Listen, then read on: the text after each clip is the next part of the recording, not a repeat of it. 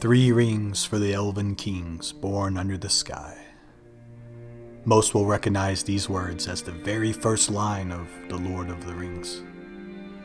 In the narrative, we learn of the one ring to rule them all right from the start, while we are still comfortable by the fireplace in Bag End. During the Council of Elrond, we are told much concerning the 7 rings of the Dwarven lords. It's Aragorn who educates us of the 9 rings for mortal men, just outside the borders of the Shire. And yet, what about the 3 rings for the elves? While we hear hints and whispers that they are of immense importance, they are seemingly left out of the narrative.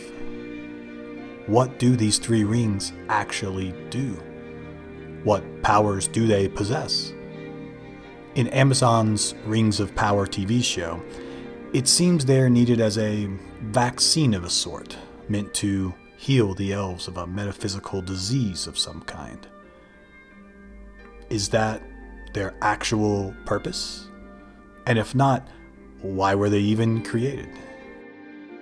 In this video, I would like to explore that simple question. What do the 3 Elven Rings of Power actually do? Well, welcome to our channel. Here we discuss interesting ideas and lore surrounding Middle-earth. If you enjoy this type of content, please consider liking this video or even subscribing. Thanks.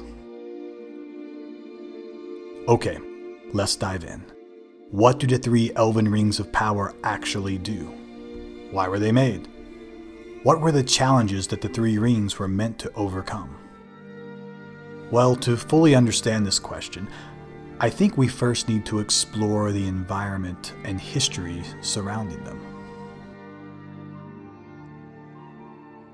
In the beginning, the gods came to the earth, and for untold centuries they labored to build the world, creating water, stone, mountains, skies.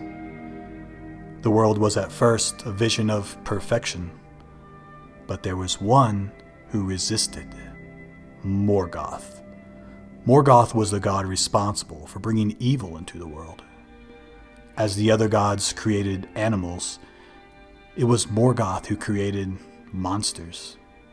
As the gods built insects and microbes, Morgoth built viruses and disease. The gods made warmth and cool, but Morgoth made raging fires and freezing cold. Eventually, the gods reasoned that if left unchecked, Morgoth would lead to the utter ruin of the earth. And so, they attacked Morgoth and overthrew him and placed him in chains. But in their rage, a great fire was ignited. Helpless to contain the flames, the gods could do nothing more than watch as the entire earth burned away. They had stopped their brother, yes, but at a great cost. All of their hard labors were turned into smoke and ash.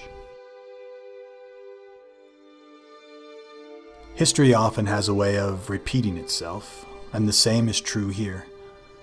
The gods rebuilt the earth as best they could. At this time in history, the world was divided into 3 large continents, one to the west, another to the east, and one in the center, known as Middle-earth. Morgoth eventually escaped his imprisonment and built the great fortress of Angband in the north of Middle-earth. From there, he started to spread his corruption throughout the world again. What were the gods to do? Dare they attack Morgoth a second time and risk destroying the earth yet again? They chose a different path. Instead, they decided to leave Morgoth alone and retreat to the continent in the west, which was renamed Valinor. The gods moved Valinor far across a great ocean and caused impassable tall mountains to rise all around its borders. While Middle-earth was being corrupted and marred by the influence of Morgoth, Valinor was blessed and made sacred, isolated and immune to the troubles of the rest of the world. Here the gods made a paradise, timeless, uncorrupted. In time, the elves awoke and lived in Valinor, being raised by the gods as children of sorts. There in the blessed realm they were joyous and content and learned many things from the gods.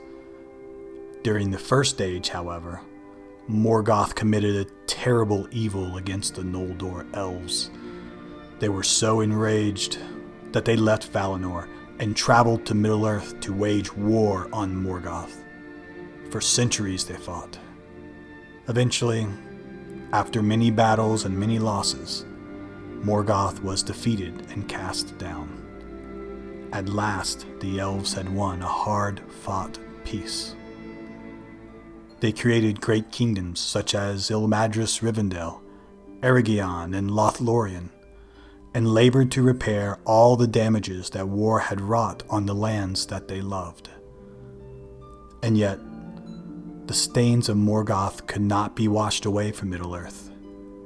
It was forever tarnished.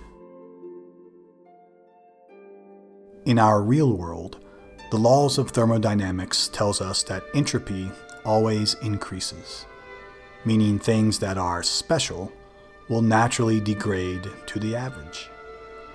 A hot cup of tea or coffee will dissipate its heat until it's but average room temperature. An organized room will naturally become disorganized. Things in a special state, over time, will become unspecial. The same is true of Middle-earth. Even though Morgoth was defeated, his influence forever upset the natural balance of things, and Middle-earth slowly faded. Over time it becomes less special, less vibrant, more gray. While the fading of the world is almost imperceptible to men with our short lifespans, elves experience time quite differently than us. They perceive this degradation, this fading, until the whole of Middle-earth would eventually become dreary and wearisome. Perhaps even more precarious, while the spirits of the elves burn bright for the entire age of the earth, their bodies can fade. While in Middle-earth, they eat food tarnished by the sins of Morgoth. They breathe the corrupted airs and drink the corrupted waters. The problem was time. Time, it ever marched on in Middle-earth, fading both their home and eventually their bodies as well. Only in the timeless lands of Valinor can they truly find healing. You see, the elves had a great dilemma. On one hand, the world of Middle-earth is tainted and unsuitable for them. Many left and returned to Valinor. On the other hand, they had fought long and sacrificed much, and were hesitant to leave their home just when peace was finally possible. This was the challenge that the three rings were designed to overcome. So now that we have a deeper understanding of the environment, I think we are ready to answer the question that started us down this path. What do the Rings of Power actually do? Well, Tolkien never gives us an exact answer, but in my opinion, the rings grant the wearer the innermost desire of each race. For example, the rings of men postpone death and extend life. The rings of the dwarves lead to gold and precious stones. And the three rings for the Elven kings? They have the power to affect the flow of time. When worn by the elves, the rings slow down time almost to a halt in the lands surrounding the ring bearers. Of course, clocks continue to tick and seasons come and go and the moon goes through its phases, but the land around them is unchanged by the passage of time. They preserve the world around them and prevent it from diminishing or fading. All things remain fresh and vibrant and young and resist the decays of time. These three rings were the foundations of the three great Noldor kingdoms, Rivendell Ilmadrius, Lothlorien, the Grey Havens. Notice when the Fellowship visit Rivendell or Lothlorien, we often hear our hobbits remark that they are unable to distinguish how long they have been there. Time seems to be ambiguous, undetermined, and difficult to define. The land seems somehow ethereal or enchanted, brighter and more vivid than the hobbits can quite comprehend. They are experiencing the bending of time and the world as it used to be before it had faded so. So what was the purpose of the three rings? They allowed the elves to linger in Middle-earth that they so loved, and delayed their passage back to timeless Valinor.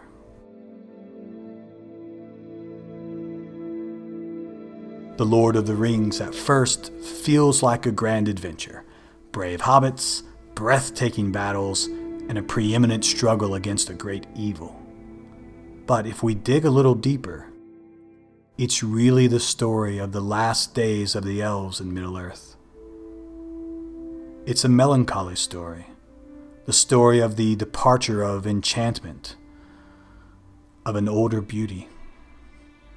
You see, the rings were essentially powered by the life force of Sauron, and when he was destroyed, they lost their power, and the lands decayed, and the elves took the long road home to Valinor. Within 100 years after the War of the Rings, Rivendell was abandoned. Lothlorien was deserted and in ruin, and the songs of the Noldor are no longer heard in Middle-earth. The Three Rings' purpose was to hold back the tides of time and decay, but in the end, time eventually overcame them.